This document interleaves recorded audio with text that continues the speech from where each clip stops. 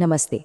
आज हम एक ऐसे सिविल सेवक की कहानी पर बात करने वाले हैं जिन्होंने ये साबित कर दिखाया कि अगर इरादे नेक हों और हौसले बुलंद तो एक अकेला इंसान भी पूरे सिस्टम में बदलाव ला सकता है। इनका नाम था अनुज वर्मा, एक सच्चे जनसेवक।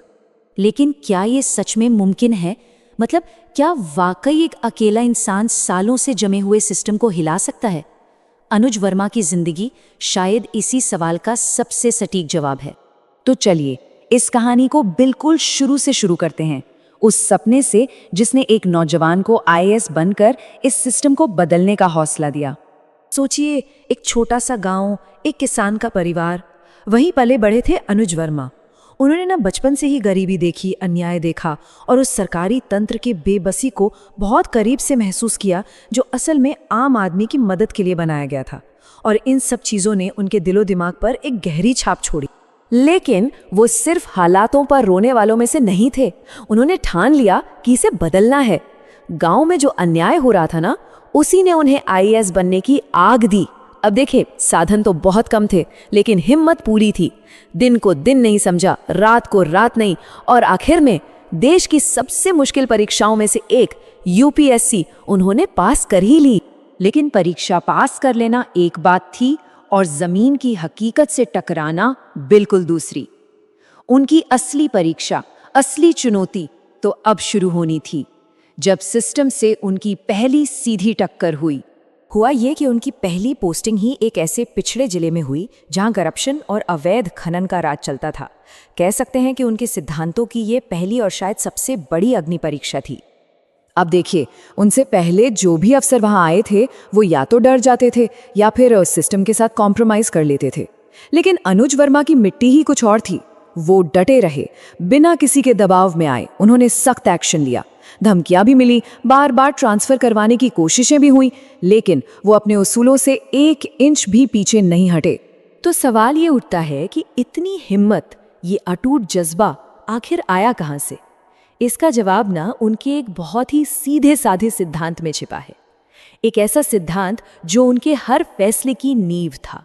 उन्होंने एक बार कहा था, ये कुर्सी मेरी नहीं है, ये जनता की अमानत है।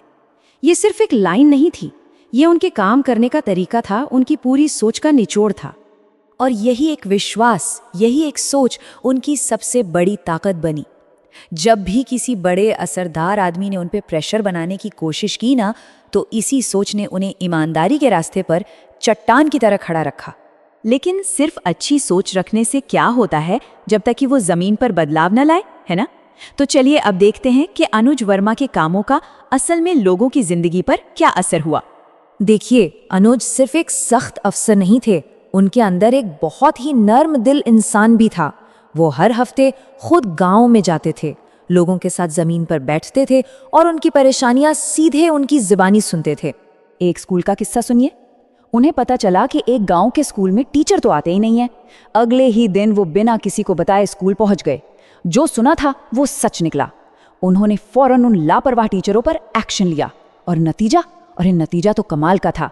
कुछ ही महीनों के अंदर उस स्कूल के बच्चों के रिजल्ट्स में जमीन आसमान का फर्क आ गया। उनके इस जज्बे की एक और मिसाल देखिए। जब जिले में भयानक बाढ़ आई तो वो दिन रात राहत के काम में लगे रहे। और ये नहीं कि सिर्फ ऑर्डर दे रहे हो, नहीं, वो खुद कीचड़ में उतरकर बुजुर्गों को सुरक्षित जगहों पर पहुंचा रहे थे। जब किसी ने उनसे पूछा कि सर, ये काम तो छोटे कर्मचारी भी कर सकते हैं, तो उनका जवाब सुनने वाला था। उन्होंने कहा, अगर जनता मुश्किल में है तो एक अफसर चैन से कैसे बैठ सकता है? और उनके इस पूरे काम का असर साफ दिखने लगा था। जिले में करप्शन बहुत कम हो गया था। सरकारी स्कीमें जो पहले कागजों में थीं, अब वो सच में जरूरतमंदों तक पहुंच रही थीं। लोगों का जो भरोसा सिस्टम से उठ गया था वो वापस लौट रहा था। कुल मिलाकर उस पूरे जिले की तस्वीर ही बदलने लगी थी। तो आखिर में अनुज वर्मा की कहानी हमें क्या सिखाती है? वो अपने पीछे कौन सी विरासत छोड़कर गए? चलिए इस पर बात करते हैं।